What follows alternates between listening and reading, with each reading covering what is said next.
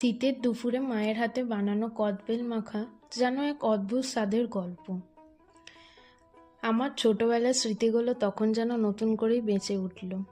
মায়ের হাতে যত্ন আর ভালোবাসায় মিশে থাকায় এই কদবেল মাখার গন্ধে মনে হয় যেন পৃথিবীর সুখ, সমস্ত সুখ, শুধু সুখ নয়, সমস্ত সুখ যেন এই এক বাটিতেই।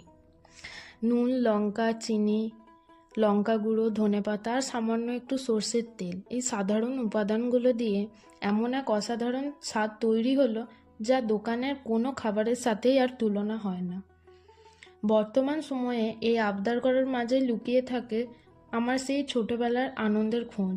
হয়তো জীবনের নানান ব্যস্ততার মধ্যে আমি সেইভাবে মায়ের সঙ্গে আর সময় কাটাতে পারি না, কিন্তু এমন ছোট ছোট আবদার করা গেলেও মায়ের মুখে হাসি ফোটানোর আরও একটা সুযোগ খুঁজে পাই আমি।